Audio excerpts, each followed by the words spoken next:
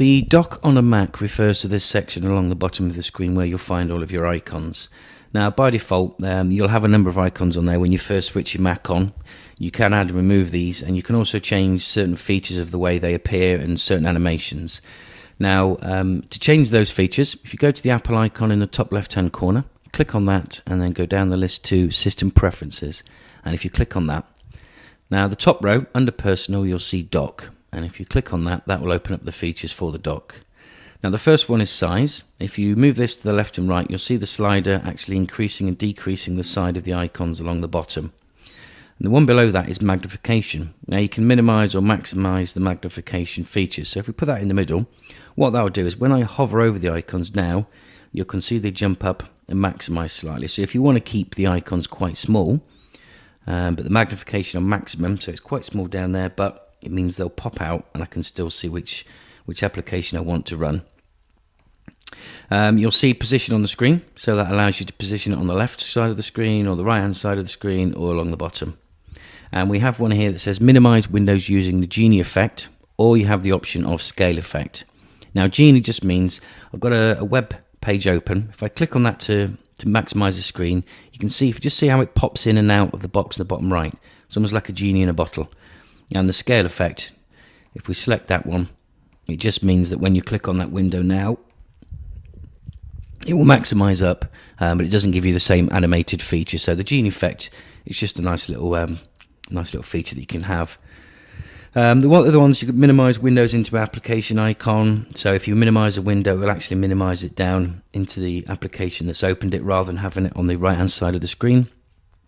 You can animate opening applications. So for instance, if I open up Chrome, you can see it just jumps. It bounces a little bit before it actually opens the application.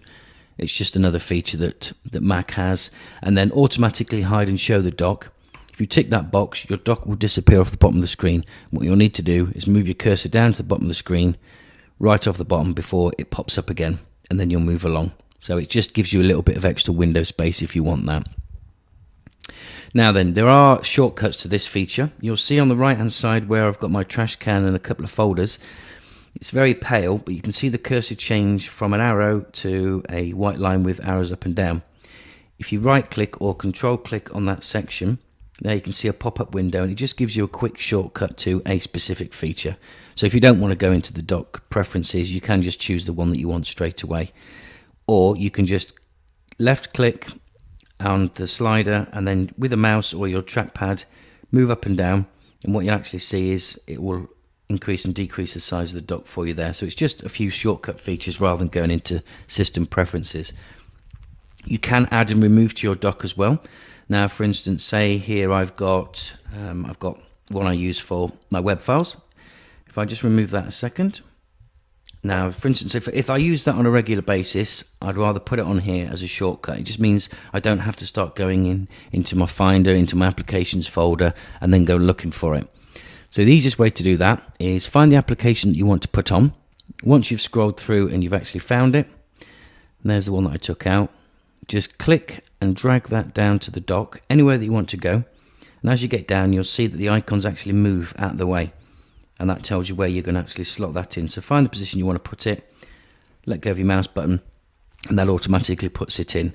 And you see, if you decide that you want to take something out, just click on it, drag it off, and you can see that it's got like a little puff of smoke, bump, and that's the icon gone. And it can be the same on the right hand side here. Yeah, I've got documents folders, I've got my downloads folders, and I've got ones for websites. So it may be that I want to add my pictures. So if I go into my documents folder, there's the list of all the folders that I've got. If I go into my own personal one, for instance, I might want my backup. So I just drag the folder. And again, if you drag it down to the dock, you'll see that the folders move aside, and that'll slot into space where you want it to go. And that's just some nice features of the Mac dock.